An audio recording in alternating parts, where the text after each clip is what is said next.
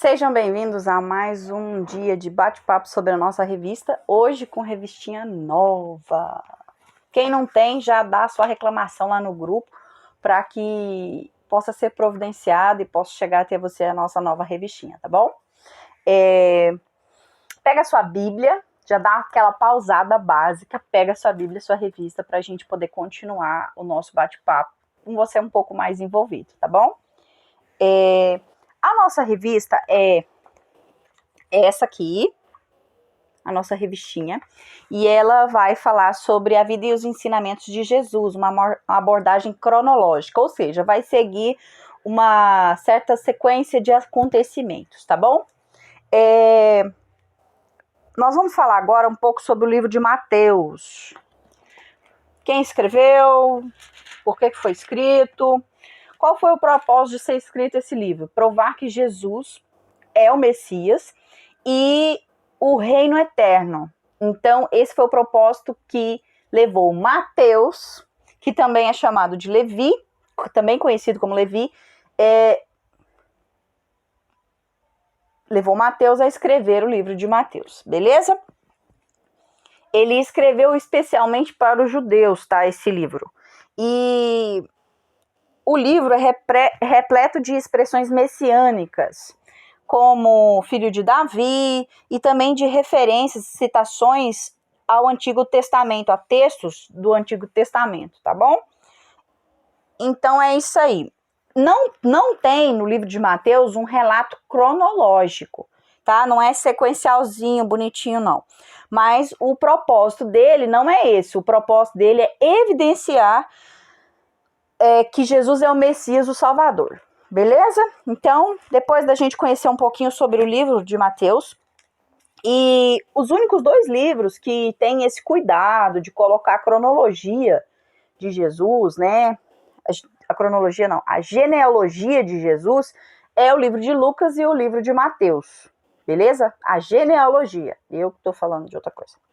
Então, o texto bíblico que nós vamos usar é Mateus 1. Então, já vai lá, abre em Mateus 1, porque a gente vai estar... Na verdade, a gente vai usar Mateus, Lucas e João, mas você pode abrir em Mateus primeiro, que é o que a gente vai ler primeiro, tá bom? Então, você saberia contar a história de Jesus? Se alguém te perguntasse, como que Jesus foi gerado? Tipo, qual que é a história dos pais de Jesus? Você saberia contar? E mais interessante que isso, você saberia contar por que os cristãos falam que Jesus já existia antes de nascer de Maria? Você saberia contar isso para as pessoas? Então, são coisas legais da gente saber para a gente poder, primeiro, passar na nossa curiosidade, segundo, para você poder instigar a curiosidade da outra pessoa para poder ter uma oportunidade de compartilhar com ela. Então, Jesus é o nome sobre todo nome. Salvador, Messias, top dos top. Primeira coisa que você precisa pensar. O top do top. Você não vai saber a história? Tá aí um pensamento, né? E a história de Jesus é muito importante. Então é muito importante que você saiba. E nessa revistinha você vai ter a oportunidade de conhecer alguns detalhes. Então, segue direitinho os nossos bate-papos, que você vai ter muitas informações novas, eu tenho certeza disso. Abre lá em Mateus 1:1, que nós vamos ler agora. Tá escrito assim, ó, presta atenção. Livro da geração de Jesus Cristo, filho de Davi, filho de Abraão. Quando fala filho de Davi, filho de Abraão, não quer dizer que Jesus é filho deles literalmente, mas quer dizer que eles estão na genealogia de Jesus.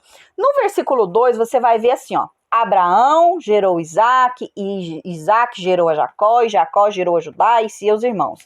E então está aí Abraão na genealogia de Jesus. Aí lá no versículo 6 você vai ver assim, ó, Jessé gerou ao rei Davi, e o rei Davi gerou a Salomão, da que foi a mulher de Urias. E aí, lá no versículo 16, você vai ver assim, ó, e Jacó gerou a José, marido de Maria, da qual nasceu Jesus, que se chama o Cristo. Então, desse versículo 1 até o versículo 17 vem para te provar que Jesus vem dessa genealogia de Abraão e de Davi. Mas Letícia, e daí? Por que disso? Simples. Abraão, pai da fé. Pessoa importante, respeitada pelos judeus. Segundo, Davi, o rei escolhido por Deus, o rei amado do povo judeu. Então, e as profecias do Antigo Testamento dizem de um rei que vem pela descendência de Davi, porque a família de Davi foi escolhida por Deus para reinar sobre o povo por gerações, tá? Então, por isso, primeiro versículo já vem assim, ó, cravando para os judeus entenderem que Jesus é o Cristo, que ele é o Filho de Deus, o enviado de Deus, e é isso. Não tem o que se discutir. Então, do versículo 1 até o versículo 17 é fulano que gerou, ciclano que gerou. Muito interessante ser lido. Nós não vamos ler agora por uma questão de tempo, mas se você quiser ler aí na sua casa, fica à vontade. É bem interessante para você reparar. Você vai ver alguns nomes aí que você já ouviu falar na sua EBD. Então, é interessante. Então, tá. Por que Jesus nasceu no contexto de uma família? Primeiro ponto. Deus podia simplesmente falar, surja do barro e Jesus surgir e não precisaria de nada. Mas existiu um propósito. Por quê?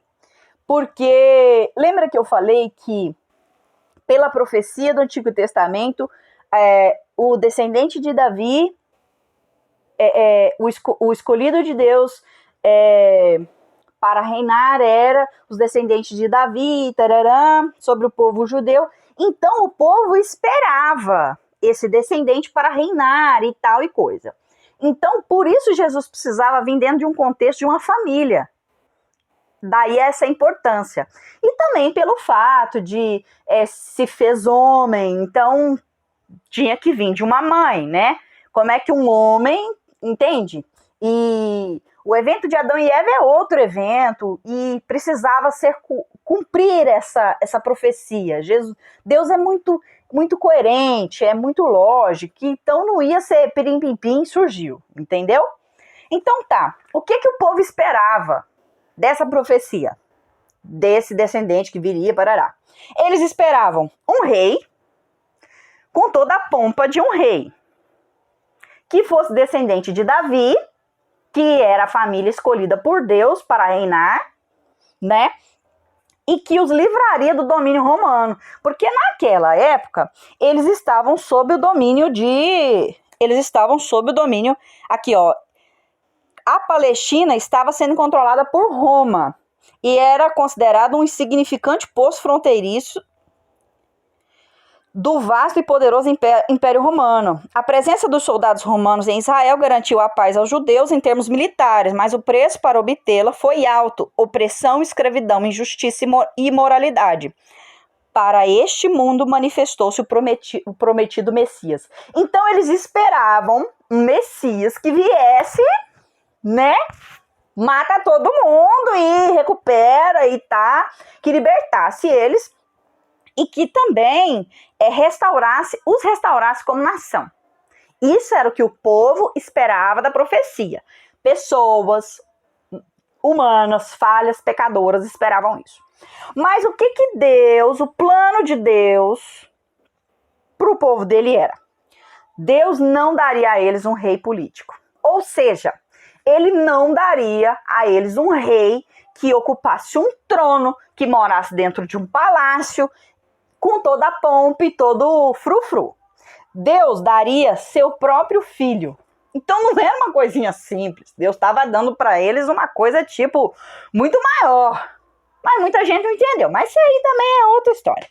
Então, Jesus instalaria um reinado eterno e fundado na eternidade. Então Jesus não vinha para um reinado de um período, porque todo rei tinha um período que ele reinava, né? E tal. Jesus não vinha para isso.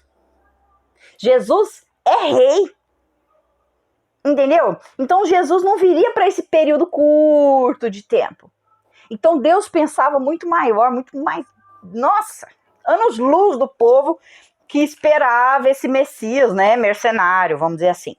Então João 3,16 nos diz assim, ó, todo mundo já deve saber de cor. E se você não sabe, é um bom versículo para decorar, porque você pode usar ele para evangelizar outras pessoas. É assim, ó, porque Deus amou o mundo de tal maneira que deu seu Filho unigênito para que todo aquele que nele crê não pereça, mas tenha a vida eterna.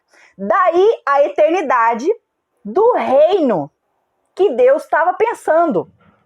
Então, ele deu o seu Filho único para que quem cresce não perecesse, mas tivesse a vida eterna. Tá vendo aí a eternidade desse reino? Então não era uma coisa tipo de momento, era uma coisa eterna mesmo. E tem outras referências aí na sua revista, na página 16, mas eu não vou ler por causa do tempo mesmo, mas você pode super ler aí na sua casa, Lucas 3,22, Gálatas 2,20 e 1 João 4,15. Tá na sua página 16 da sua revista, segunda coluna, primeira parte. Olha, falei bonitinho agora. Então tá. Agora a gente vai ler uma referência que é uma referência, sim, top. E vai te ajudar a lembrar dessa lição por muito tempo. João 1, de 1 a 3. É o que nós vamos ler agora, então você fica ligado e presta atenção que isso aqui é importante. No princípio era o Verbo estava com Deus e o Verbo era Deus. Ele estava no princípio com Deus. Todas as coisas foram feitas por ele e sem ele nada do que foi feito se fez. Aqui nos mostra que Jesus já era. Ele não precisou vir ao mundo, se tornar homem para ser. Jesus já era. Então ele era desde o princípio. Lembra da musiquinha da nossa igreja? No princípio era o Verbo, e o Verbo estava com Deus, e o Verbo era Deus, ele estava no princípio com Deus, todas as coisas foram feitas por meio dele, sem ele nada do que foi feito se fez. E o Verbo se fez carne e habitou entre nós. Percebeu? Então, ele já era e ele se fez carne. Você entendeu isso agora? Então, quando alguém te pergunta, mas como que Jesus existia antes de nascer? Você vai lembrar da música. No princípio era o Verbo, que está em João 1, de 1 a 3. Tá? E se você continuar lendo aí em João 1, você vai ver no versículo 14 assim, ó. E o Verbo se fez carne e habitou entre nós. E vimos a sua glória, como a glória do unigênito do Pai, cheio de graça e de verdade. Então, você vai lembrar dessa música para você falar de Deus para outra pessoa. Então, você não esquece. Pelo amor de Deus, gente. Mais lúdico que isso, não dá. Então tá. Vamos lá então. Eu fiquei tão empolgada que até... Tá. Então Jesus foi 100% homem, mas ele é 100% Deus. Por que 100% homem? Porque ele veio, nasceu, viveu, cresceu, aprendeu tudo que a gente passou. Só que ele é santo, perfeito, filho de Deus. Entende? Porque 100% homem e 100% Deus. Então tá, Mateus 1,18 agora. Vai lá na sua Bíblia, Mateus 1,18. Tá escrito assim, ó. Ora, o nascimento de Jesus Cristo foi assim. Estando Maria, sua mãe, desposada com José, antes de se juntarem, achou-se ter concebido do Espírito Santo. Então Maria estava noiva de José. Ela estava prometida a José. Noiva um valor nosso. Mas ela estava prometida a José. E aí, ela, antes deles terem qualquer tipo de contato físico, ela foi e ficou grávida pelo Espírito Santo. Aí, uma coisa interessante se eu falar, que isso foi graça de Deus. Por que, Letícia, que você está falando graça de Deus? Porque tem pessoas, religiões, que colocam Maria como divindade. Maria era uma mulher que aceitou o propósito de Deus, a vontade de Deus em sua vida, tá? Mas não divindade. Beleza? Então tá. O que José pensou quando Maria estava grávida, prometida a ele, e eles não tinham tido contato nenhum? Aí José pensou. Mateus 1,19. Tá escrito assim, ó. Então José, seu marido, como era justo e não queria infamar, intentou deixá-la secretamente. José pensou, eu só tenho 2 caminhos. Possivelmente, né? José deve ter pensado. Eu só tenho 2 opções.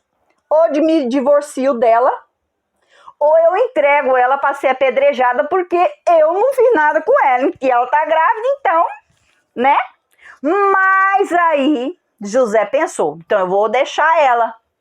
Em vez de mandar apedrejar, eu vou deixar ela. Só que, o que Deus fez? Deus conhecia, né? José, os intentos do seu coração, os pensamentos da sua mente. Deus foi e fez assim, ó. Versículo 20 e 21. Presta atenção. E projetando ele isso, eis que em sonho, você vai sonhar, querido. Lhe apareceu um anjo do Senhor dizendo, José, filho de Davi, não temas receber a Maria, tua mulher, porque o que nela é gerado é do Espírito Santo. Olha isso, e ela dará à luz a um filho, e lhe porás o nome de Jesus, porque ele salvará o povo dos seus pecados. Deus vai e conta para José o que ia acontecer. Aí, por que Deus fez assim? Ah, mas Deus podia ter colocado Jesus de qualquer outra forma. Mas por que Deus fez assim? Olha só. Tudo aconteceu, versículo 22, tá? Tudo aconteceu para que se cumprisse o que foi dito da parte do Senhor pelo profeta que diz, eis que a virgem conceberá e dará à luz um filho, e ele será chamado pelo nome de Emanuel. Emanuel, traduzido, é Deus conosco. Então, você entende agora por que Deus fez assim? Então, porque tinha que se cumprir, tá? Tinha que se cumprir o que tinha sido dito da parte do Senhor pelo profeta. Tinha que se cumprir. Então tá. Aí o que José fez depois que Deus falou com ele? Qual que foi a atitude de José? Versículo 24 e 25. E José, despertando do sono, fez como o anjo lhe ordenara e recebeu a sua mulher.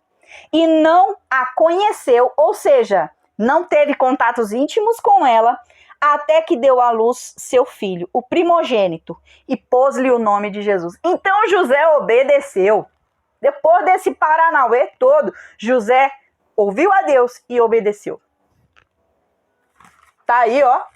Aí muita gente fala assim, ai, a Bíblia é machista. Mesmo a Bíblia é machista. Então você vai ver que na revista, na página 17, diz o seguinte, que Lucas menciona só os descendentes masculinos. Mas Mateus não. Mateus vai e ele menciona também o nome de 4 mulheres. Tamar, Raabe, Ruth e Betseba. Se você quiser ler isso, vai lá em Mateus 1, onde tem a genealogia, tá, querido? Porque eu não vou ler agora não, mas você pode ler. Então, a ousadia do evangelista Mateus aponta para a inclusão de todas as nações nos propósitos eternos de Deus, bem como das mulheres no cumprimento desses propósitos. Então, quando alguém te disser, ai, mas a Bíblia é machista, vai lá, mostra para ele, Mateus 1, mostra o nome dessas mulheres, tá bom? Porque para você ver que a Bíblia é um livro incrível, não só um livro, mas um manual de fé e prática. Prática, viu, gente? Não é só fé, não. Prática também. Então, como Jesus cresceu? Vai lá em Lucas 2, 52, tá? E eu tô terminando. Não fique estressado, não, tá? Lucas 2, 52. Tá escrito assim, ó. E crescia Jesus em sabedoria, em estatura e em graça para com Deus e os homens. Então, Jesus crescia de forma completa. Jesus cresceu, ele não nasceu grande não, ele cresceu. Então ele foi criança. E aí, ele se desenvolveu bem em todas as áreas, física, mental, social e espiritualmente. Ah, mas física, é claro, A Bíblia não menciona que Jesus tinha algum problema físico, alguma coisa assim, mental. Numa parte aqui de Lucas, dizia assim, ó, que em 47, todos que o ouviam admiravam a sua inteligência e respostas. Então aí já está dizendo sobre a mentalidade, que Jesus se desenvolveu mentalmente e socialmente. Porque se eles ouviam, quer dizer que Jesus, ele sabia, né, socialmente como se portar. E aí, espiritualmente, não preciso nem falar, né, minha gente? Foi tentado no deserto, não cedeu à tentação. E, né, e foi achado santo. Então, não preciso nem dizer mais alguma coisa, né? Em Lucas 2, vamos ler agora o 41 e 42. Volta um pouquinho. 41 e 42. Ora, todos os anos, iam seus pais a Jerusalém à festa da Páscoa. E tendo ele já 12 anos, subiram a Jerusalém, segundo o costume do dia da festa. Então, Jesus, ele aprendeu as escrituras nas sinagogas e com o seu pai, tá? Ele aprendeu as escrituras. Então, ele aprendeu também o ofício do seu pai, que era a carpintaria. Essa aí foi a Ingrid, que acabou de entrar, me gritar isso aí. Mas é isso aí, vamos então. Jesus é o nosso exemplo. Ele cumpriu tudo que tinha para cumprir. Ele é o nosso exemplo. E aí eu te pergunto, parte difícil agora. Você tem cumprido tem se desenvolvido em todas as áreas? Fisicamente, top. Mentalmente, top. Socialmente, com certeza. Mas e espiritualmente? Né? É bom pensar. E aí eu vou dizer agora uma coisa, pra gente finalizar esse momento da nossa querida ideia, ou do nosso bate-papo.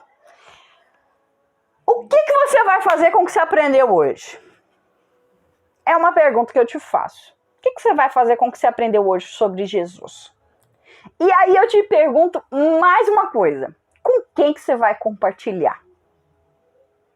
Porque nós devemos compartilhar o que aprendemos. E com quem que você vai compartilhar? Já vai pensando aí numa pessoa que você pode conversar com ela, pode falar de Jesus para ela. Você pode falar que Deus enviou Jesus. E aí você vê o que você faz com o que você aprendeu hoje. Não é só uma questão de ouvir, é uma questão de colocar em prática e compartilhar. Então, eu espero que você tenha entendido. Qualquer dúvida, vai lá no grupo, mostra aí, vai lá, posta uma dúvida. Se não recebeu sua revista, vai lá, faz a sua reclamação, beleza? E aí a gente tá junto para ter a nossa aula. Semana que vem tem mais da nossa reflexão. Beijinho para vocês, Deus abençoe, boa semana, que Deus abençoe sua família de forma maravilhosa e que Ele possa derramar paz, alegria sobre a sua casa, tá? Beijo para você e até a próxima.